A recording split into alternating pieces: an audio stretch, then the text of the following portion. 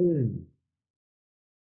Olá, meus queridos alunos, vamos para mais uma aula de metodologia científica, dando continuidade à nossa instrução sobre o nosso mapa da viagem, dando continuidade ao projeto de pesquisa. Iniciamos na última aula, né, as tratativas sobre os elementos do projeto de pesquisa, os elementos pré-textuais, os elementos textuais e os elementos pós-textuais. E aí nós passamos a avançar sobre cada um desses elementos, trazendo lá a conceituação e a aplicabilidade desses elementos, né? Então, em continuação à unidade passada, né, sobre o projeto de pesquisa, vamos falar sobre o problema. O problema, senhores, o problema é aquela inquietação. Mais uma vez, eu vou repetir, né?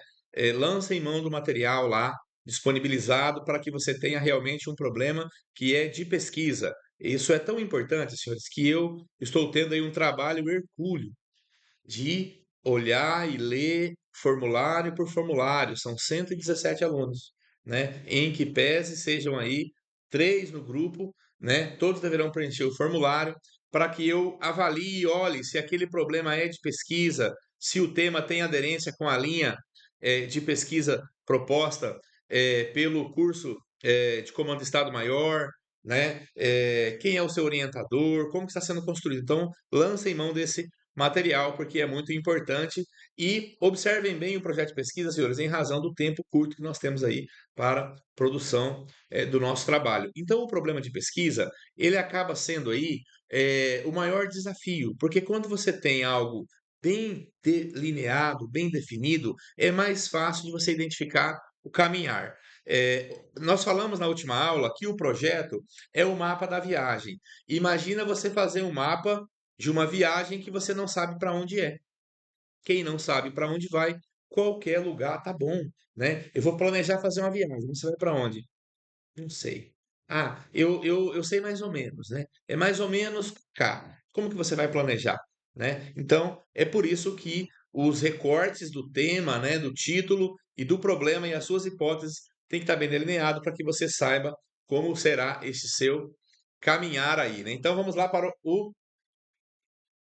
problema dentro da estrutura do projeto de pesquisa, né? O problema, como dito, né, ele se deriva, deixa eu pegar nossa canetinha aqui, ele se deriva de uma inquietação, né? Uma inquietação, uma incomodação, uma curiosidade, uma dúvida, né? A pessoa tem um insight de que algo não está em conformidade com aquilo que nós consideramos ser do nosso conhecimento, né?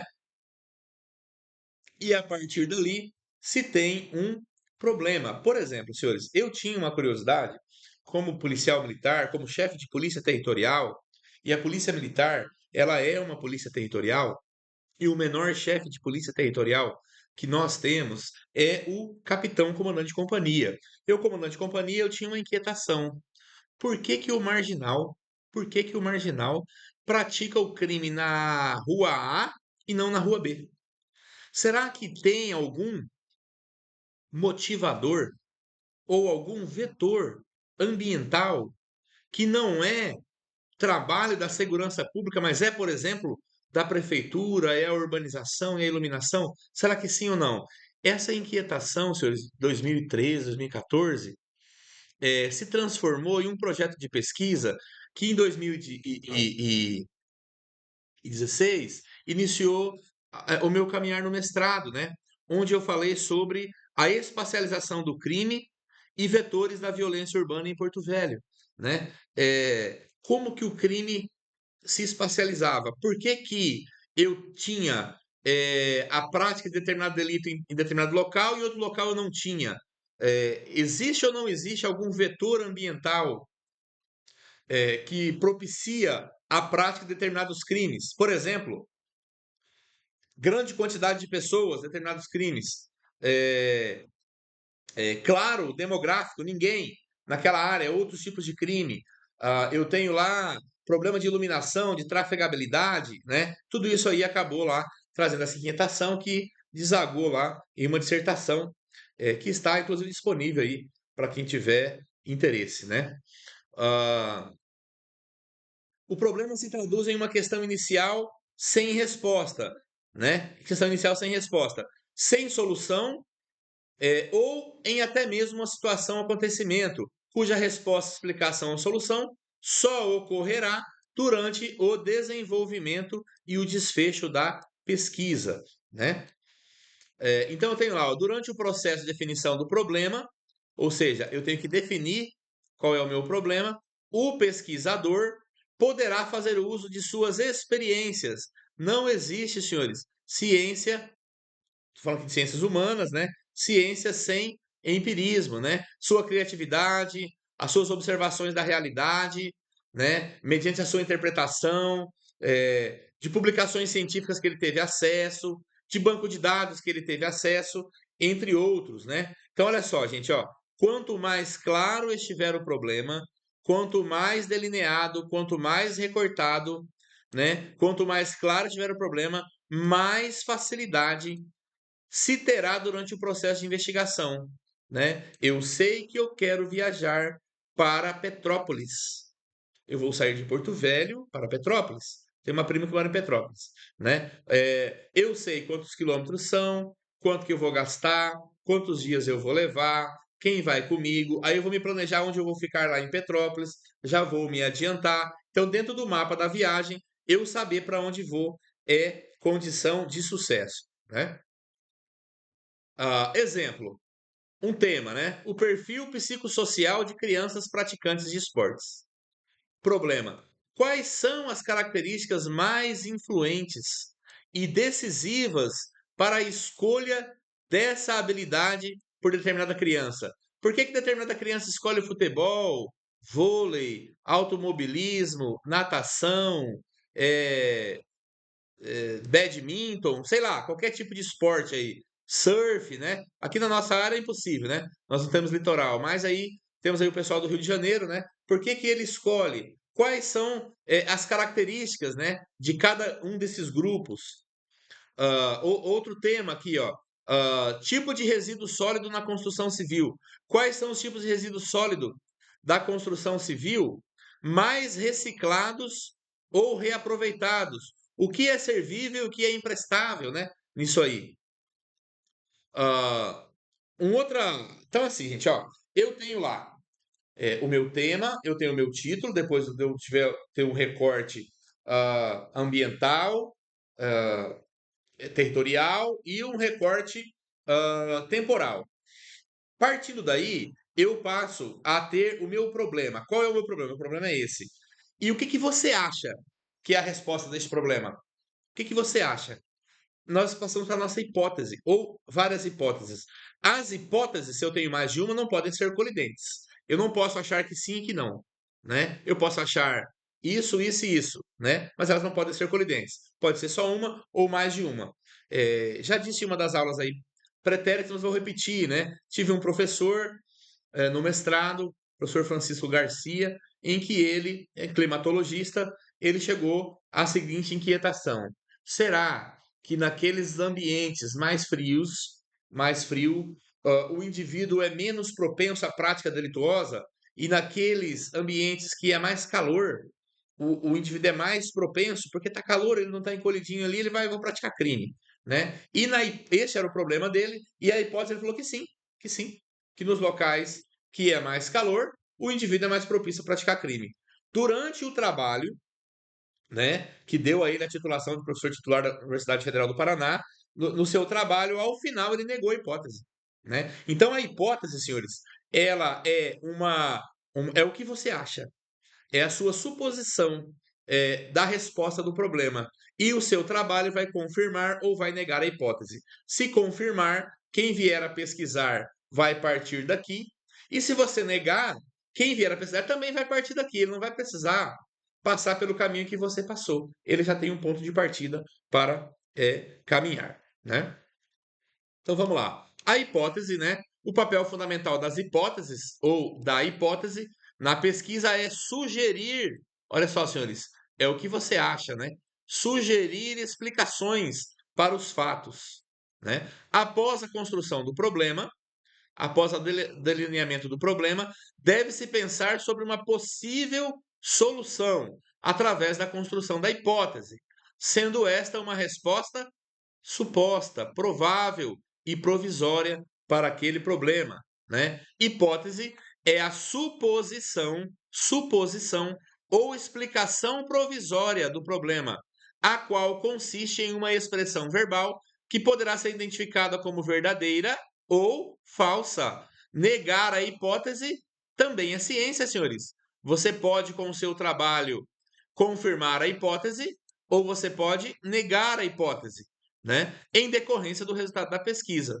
Pode ser entendida como simples suposição ou palpite. Então, a hipótese é uma suposição, é uma explicação provisória, uma suposição, um palpite, né? É possível que, diante dessas prováveis respostas, se sinta em dificuldade quanto à teoria e a experiência necessária para dar andamento ao estudo. Por isso, cabe-lhe, aí aqui é o autor, né, escolher as que lhe parecem mais apropriadas para a realização de testes. Das hipóteses derivam as variáveis a serem estudadas. Nelas, apoiam-se as informações coletadas, os métodos usados e análise dos dados. Senhores, olha só, eu vou dar um exemplo aqui sobre teorias, né? Eu sou professor de direito penal e processual penal, além de outras matérias aí na graduação, né? Tem uma parte do direito penal que é a teoria do delito. A teoria do delito, ela se mostra de importância singular na compreensão de todo o direito penal. E quando você vai analisar o conceito de crime, tem três conceitos. Eu tenho o conceito material, eu tenho o conceito formal e eu tenho o conceito analítico. Com relação ao conceito formal, o que é crime? Crime é o que está escrito na lei penal, né? Matou aí. Conceito material. O que é crime? Crime é uma conduta humana indesejável, ah, causadora de lesão ou ameaça de lesão a bem jurídico penalmente tutelado. É o conceito material de crime. E eu tenho o conceito analítico de crime. No conceito analítico de crime, eu tenho duas teorias. Eu tenho a teoria bipartite, por exemplo, o Fernando Capês adota ela, e eu tenho a teoria tripartite, que é a grande maioria, né, a teoria é a teoria majoritária, que é a teoria tripartite, que ele fala assim, ó, crime possui três substratos. Fato típico. É, eu tenho lá a questão da culpabilidade e eu tenho se ele é jurídico ou antijurídico, entendeu? Então, crime é fato típico, ilícito e culpável, né? Então, que é a questão da culpabilidade.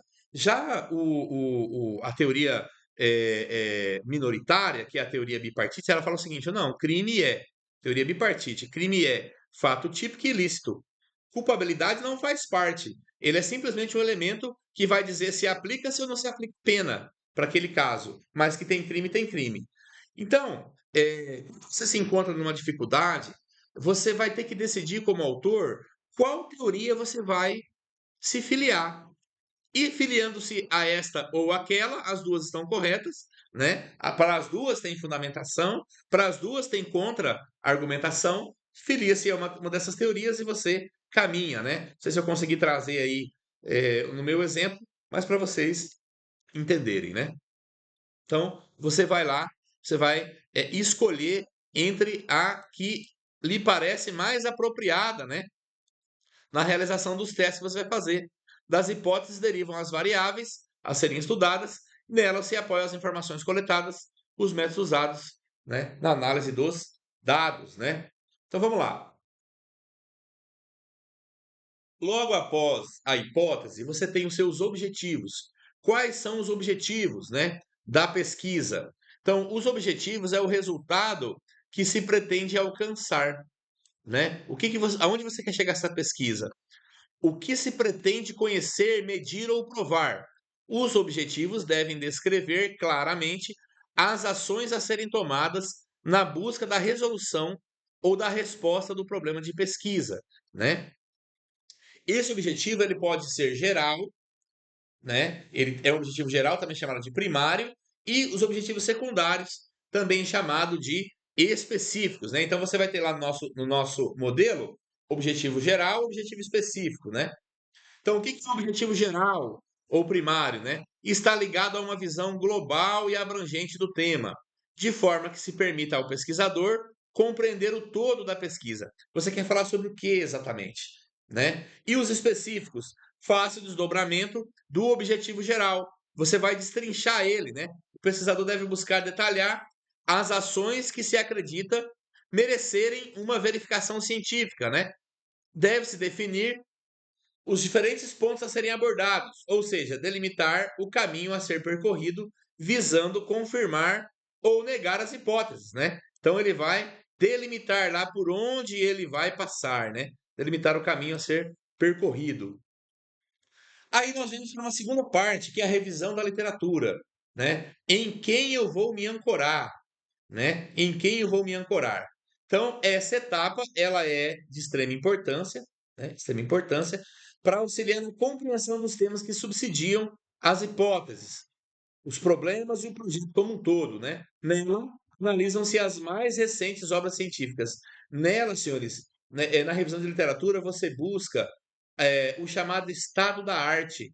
O que, que é o estado da arte? O estado da arte é o que tem de mais novo sobre aquele assunto. Aonde que eu tenho um escrito mais recente sobre aquele assunto, seja inteligência artificial, seja equipamento de proteção individual, seja orçamento, seja política pública de inclusão social com reflexo na segurança. Eu vou buscar o que tem de mais novo, eu vou buscar o estado da arte, né? Que mais recente em obras científicas disponíveis. E aqui você pode lançar mão, por exemplo, banco de teses das universidades, né? Nós temos aí hoje a internet que facilita muito, né? Que acaba por nortear aí e dar embasamento teórico-metodológico, né? Na dissertação, por exemplo, tem um capítulo específico, capítulo teórico-metodológico, onde você vai conversar com os autores, né? Você vai lá lançar mão daqueles que basearam o seu caminhar, né? Ou seja, a revisão bibliográfica trata-se da sustentação teórica do trabalho, né? Sustentação teórica do trabalho. A estruturação de um trabalho é como uma construção, é fazer um muro, né? Vou fazer um muro, no qual o pedreiro faz com que cada tijolo apoie o que lhe é posto, sequencialmente, para cada um contribuir para a harmonia do conjunto. Ou seja, na estruturação do texto, devemos observar a lógica na ordenação das etapas. Só assim elas poderão contribuir no entendimento do texto na sua totalidade. Quando você vai escrever um texto acadêmico, um artigo, você tem que ir estruturando para chegar a uma conclusão compreensível por outra pessoa, que não você, quando estiver lendo. Tem que ter uma ancoragem entre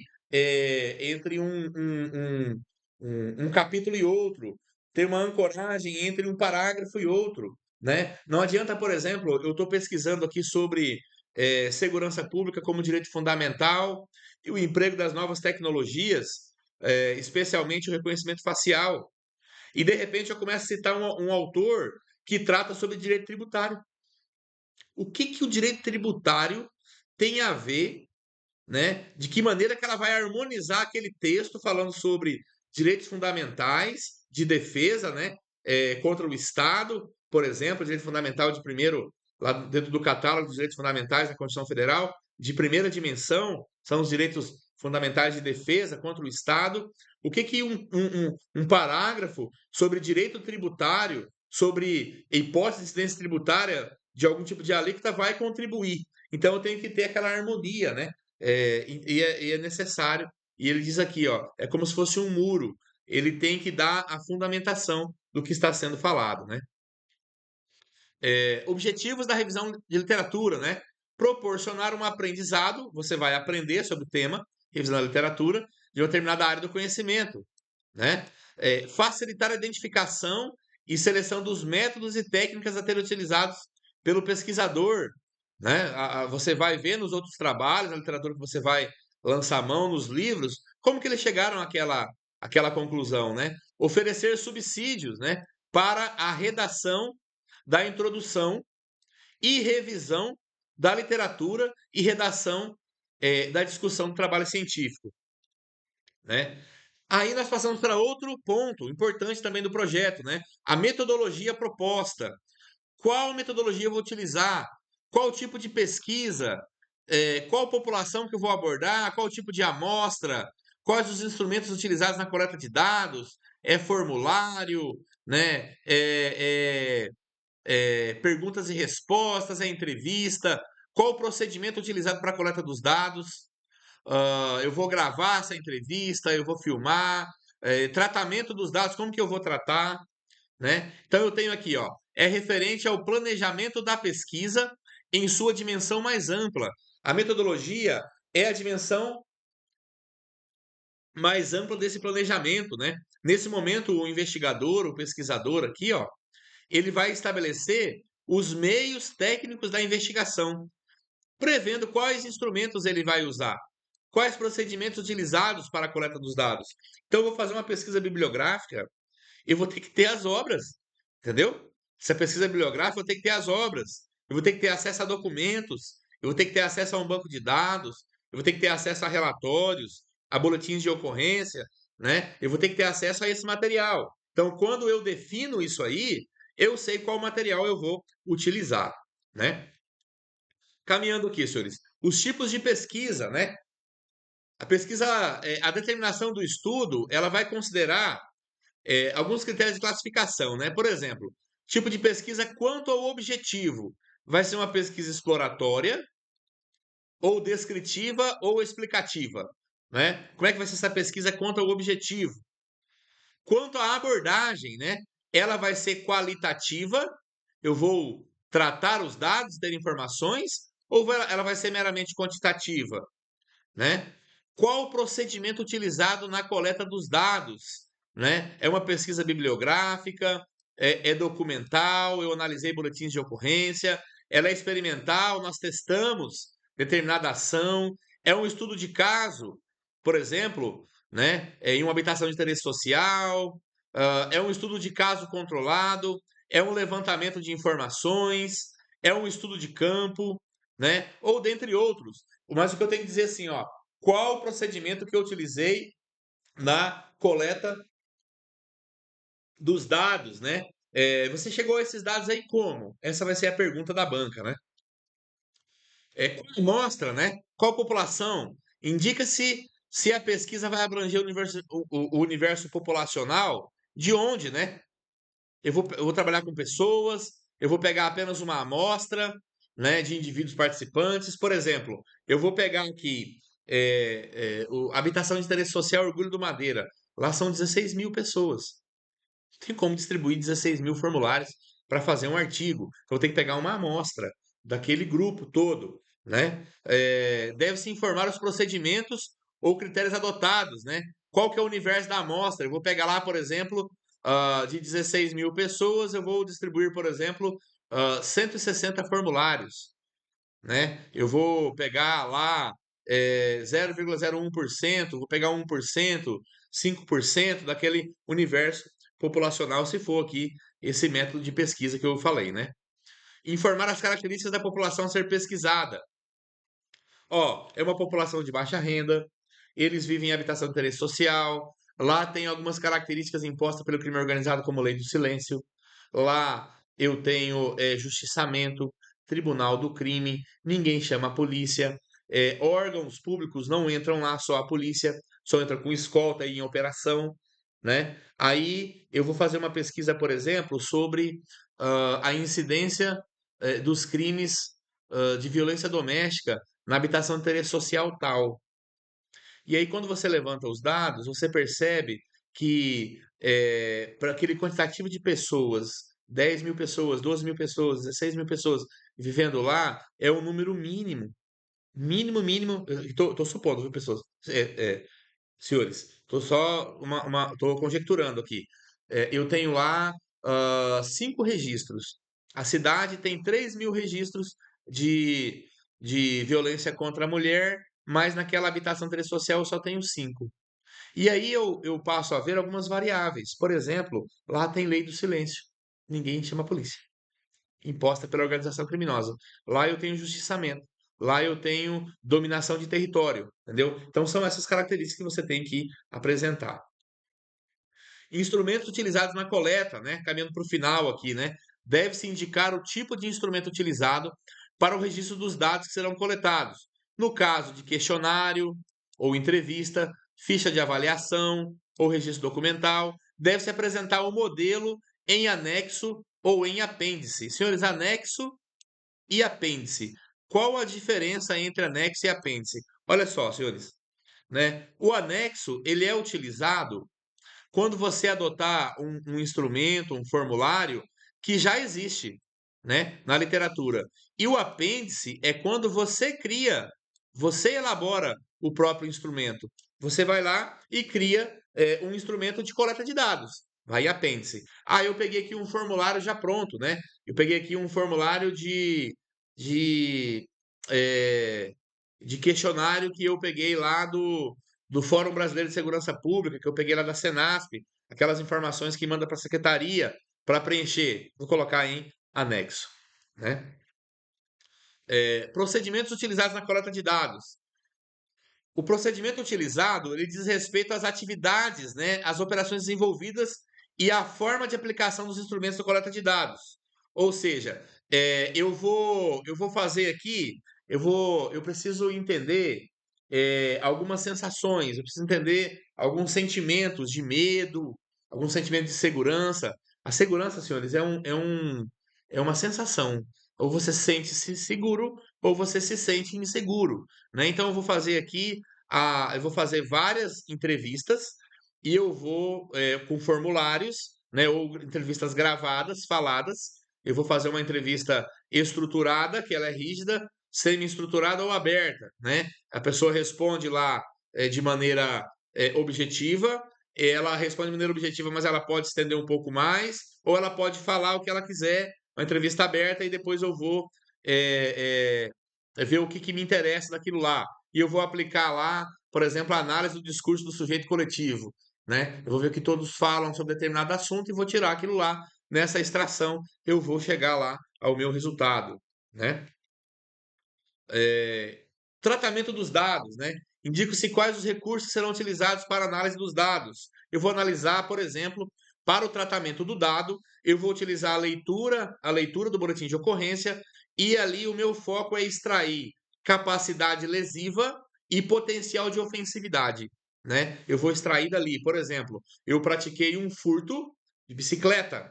Eu tenho determinada descrição típica, né, que vai servir também para um furto de explosivo. Só que nessas duas descrições eu tenho muita diferença de potencial de ofensividade e capacidade lesiva de quem praticou aquele crime. Quem furta uma bicicleta e quem furta explosivo, né? Então eu vou ver o que eu vou extrair dali, né? É, Material e método, né?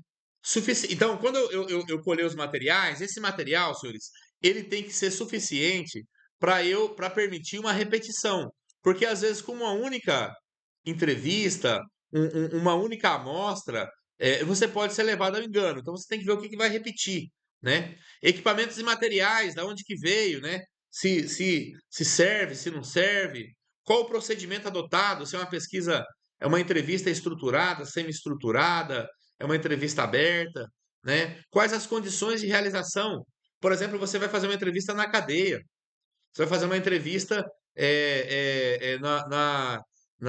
no hospital, você vai fazer uma entrevista em um ambiente que tem dominância do crime ou em um condomínio de alto padrão, né? Pormenorizar novas técnicas e modificações. Eu vou ter que adaptar isso aqui, tem que falar o que você fez de diferente, né?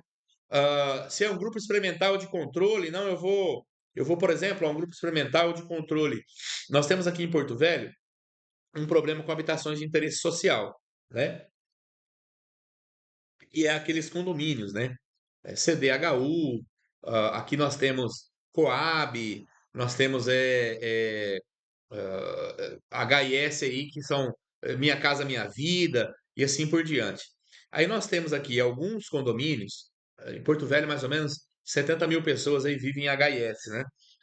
Alguns deles são dominados pelo crime organizado, outros eram dominados pelo crime organizado, teve uma entrada de uma política pública muito forte, que é o Plano Aliança pela Vida, que tem dado resultados excelentes. Então, eu tenho uma amostra aqui de um ambiente que tinha dominação pelo crime e o Aliança pela Vida entrou. Então, eu tenho o antes e o depois.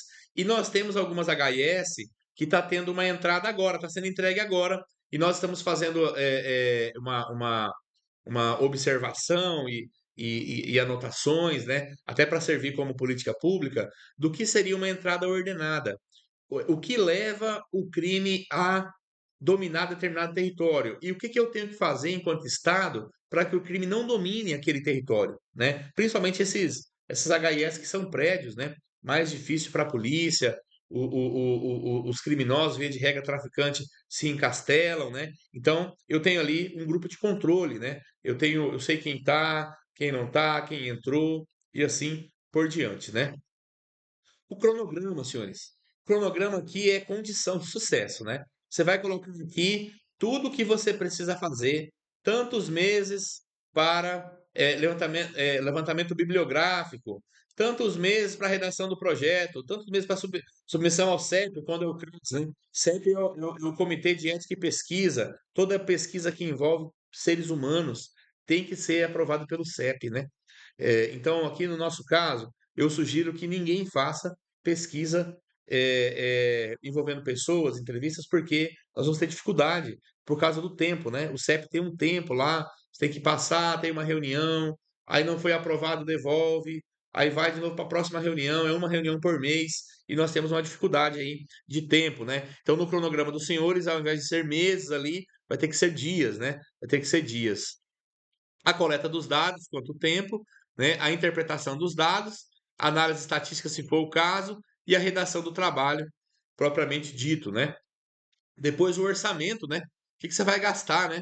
Quantos livros você vai comprar, revisão bibliográfica, qual o valor, vai precisar de impressão, vai ter que comprar algum sisteminha para tratar dado, vai ter que pagar, por exemplo, um corretor, né, de texto. Hoje gira em torno de R$ 25 aí por página, né? R$ 25 por página para que um corretor ortográfico faça lá a revisão do seu texto antes de você publicar. Imagina, né? Você, oficial da Polícia Militar, publicando um livro, né? Publicando um livro que está lá derivado de erros, né? Erros de escrita, erros de concordância, erro de gramática, né? Erro de acentuação.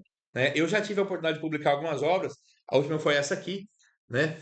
Aqui é uma organização de obras, é o que eu pretendo fazer com o trabalho dos senhores, né?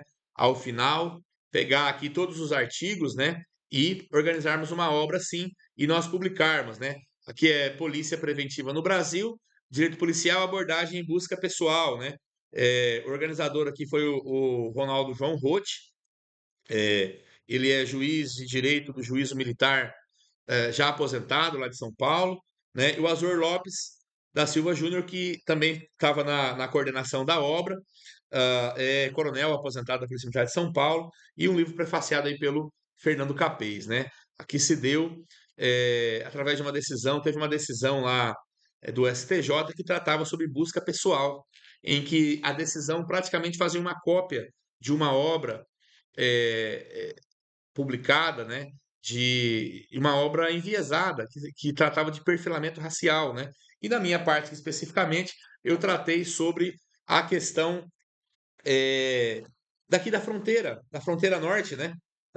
Falando que aqui nos rincões amazônicos, senhores, pode ser ah, heterossexual, homossexual, pode ser mulher, homem, ah, caucasiano, negro, qualquer um, senhores, que estiver na fronteira, ele é suspeito, né? Porque nós temos no Brasil 16.800 quilômetros de fronteira terrestre, com 9 países e uma colônia, que é a Guiana Francesa.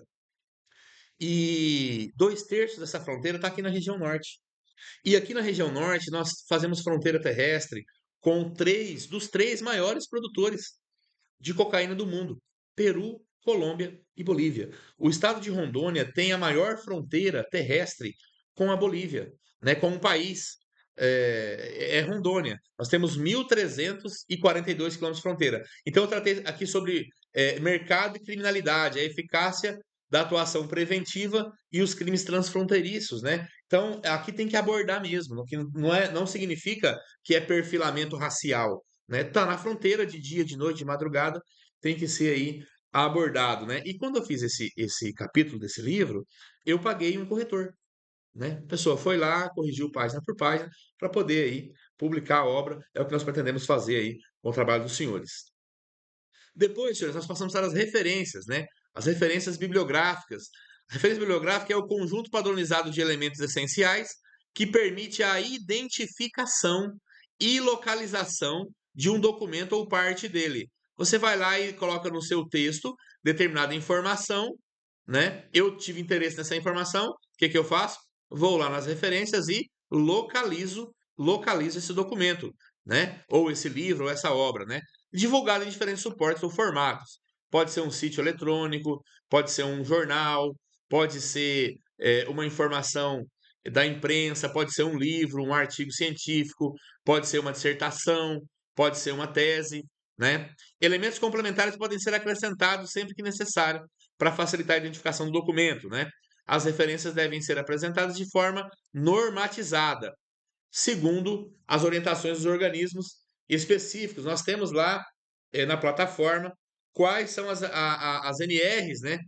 Para referência, nota de rodapé, autoridata, para referencial teórico. Temos lá várias NRs lá para vocês se basearem, né?